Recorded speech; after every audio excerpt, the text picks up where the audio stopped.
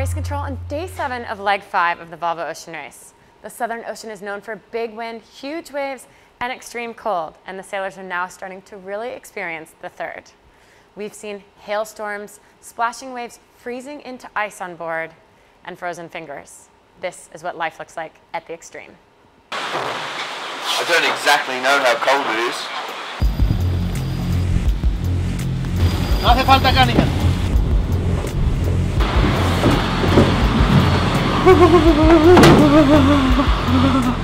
Even the honey's frozen.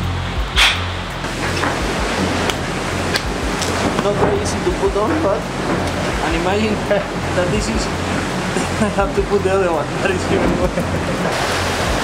The tricky thing is, if you have a change, a sail change or something needs to happen on the boat, then there's of course heavy activity. You start sweating and having 5 layers of clothes on, soaking wet, and then you get cold. When I finish to put the gloves, my watch is over.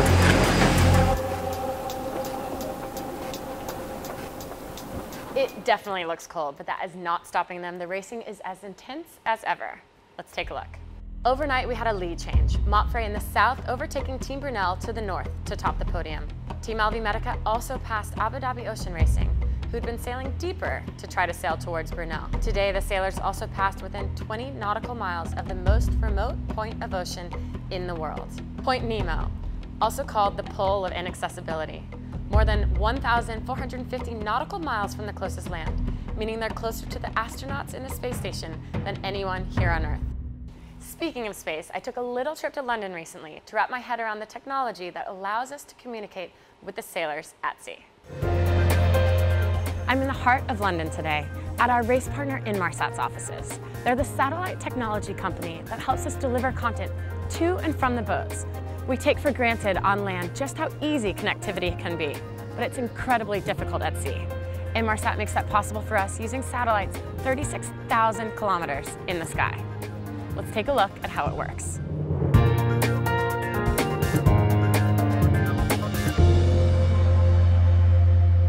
The satellite network is essentially a cellular unit in space. Effectively, each one of these points can tell you how many people there are, how many people are transmitting.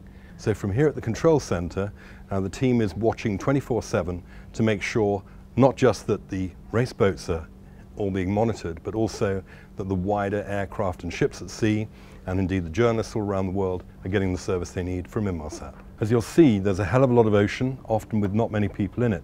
But if you look, the route from New Zealand down through the south is one of the least populated areas all the way through. The turn around up towards Brazil, very few users all the way down, but you can be assured that Inmarsat satellites will keep you in contact. So these zeros will become 6s as the fleet goes through, essentially. It's quite fun to see, because when the last race was going on and they were busily trying to hide from each other where they were, all of our engineers knew exactly where all the boats were, because they light up. This is a big, remote region. This is a very serious piece of ocean. This is the kind of here be dragons region where nothing is. There are no ships, there are no aircraft. This is critical for satellite communications. There's a period here where they're closer to the space station, essentially, than they are to land.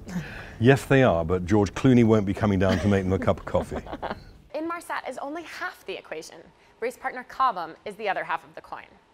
They provide the equipment on board, which allows us to speak with the teams at sea, transmitting high bandwidth data, photos, videos, emails, weather, and even our live video calls using the Fleet Broadband 500 and the Fleet Broadband 250.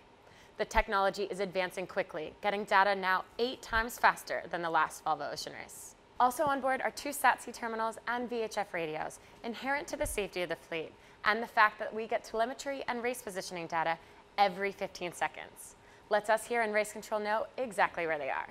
So speaking of that, they're in the Southern Ocean now, and coming up next, the ice limits. They've been moved northward again last night for the 3rd time this leg, as an iceberg has just been spotted at 97 degrees west. Going forward, the fleet is predicted to hug the ice limits on their way to Cape Horn. It looks like the south could pay, but there's a low pressure building to the north, which may give them more breeze up high. So north or south, what will pay? We'll know more tomorrow on the next Inside Track.